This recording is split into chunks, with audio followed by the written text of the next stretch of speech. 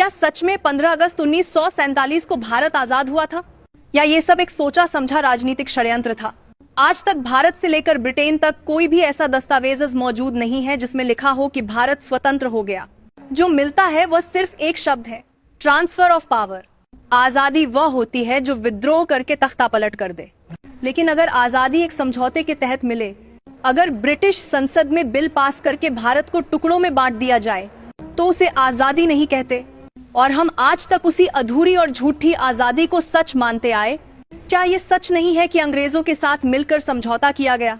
सोचिए, वही आदमी जिसने 2 जुलाई 1946 को यूनियन जैक के नीचे ब्रिटिश राजा के प्रति निष्ठा की शपथ ली, वही 15 अगस्त 1947 को स्वतंत्र भारत का प्रधानमंत्री बन गया।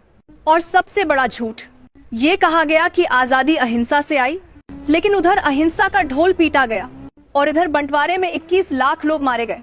दिल्ली, पंजाब, लाहौर, हर जगह पेड़ों पर लाशें लटकी थी। फिर भी कहा गया कि आजादी अहिंसा से मिली।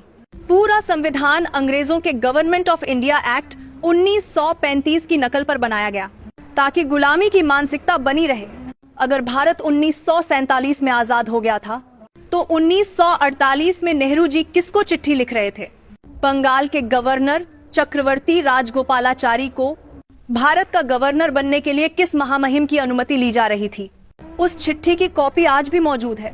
लेकिन जिस वजह से अंग्रेज वास्तव में भारत छोड़ने को मजबूर हुए, उसको पूरी तरह छिपा दिया गया। वो थे सुभाष चंद्र बोस। नेताजी ने अंग्रेजों को सीधे चुनौती दी, आजाद हिंद फौज बनाई, 1943 में स्वतंत्र भारत की घोषणा की, अपना डाक टिकट और मुद्रा तक जारी कर दी। दुनिया के 11 देशों ने इसे मान्यता दी। फिर भी भारत में उनके योगदान को दबा दिया गया। जब नेताजी ने दिल्ली चलो का आह्वान किया, तब पूरे बंगाल में जनता सड़कों पर उतर आई।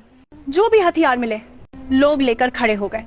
अंग्रेजी राज के खिलाफ आजाद हिंद फौज की इस चिंगारी के बाद भारत की नौसेना ने विद्रोह कर दिया। लगमुक्त ब्रिटिश शासन की नींव हिल गई। नौसेना के सैनिकों ने ब्रिटिश अधिकारियों पर ही हथियार तान दिए। INA और नौसेना विद्रोह ने ब्रिटिश साम्राज्य की रीढ़ तोड़ दी थी। इसी वजह से ब्रिटेन के प्रधानमंत्री क्लीमेंट एटली ने भारत को छोड़ने के दस्तावेजों पर हस्ताक्षर किए और बाद में कोलकाता के गवर्नर से बातचीत में कहा कि हम भारत को इसलिए छोड़कर गए क्योंकि सुभाष चंद्र बोस ने ब्रिटिश सत्ता की नींव हिला दी। सोचिए, आजाद हिंद फौज के 40,000 सैनिकों में 26,000 शहीद हो गए। लेकिन हमें पढ़ाया गया कि चरखे से आजादी मिली। हमें बताया गया कि नेहरू और गांधी ने आजादी दिलाई, लेकिन ये नहीं बताया गया कि देश के टुकड़े करने का समझौता किया गया था।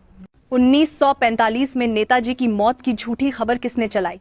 और 1946 में नेताजी के लिए किसने अंग्रेजों को चिट्ठी लिखी, जिसमें कहा गया कि नेताजी वार क्रिमिनल है? जबकि पूरी आजाद हिंद फौज के लिए लड़ने वाला आदमी वार क्रिमिनल कैसे हो सकता है? 1958 तक नेताजी के घर की जासूसी किसने कराई? अगर नेताजी मर चुके थे, तो उनकी जासूसी की जरूरत क्यों पड़ी?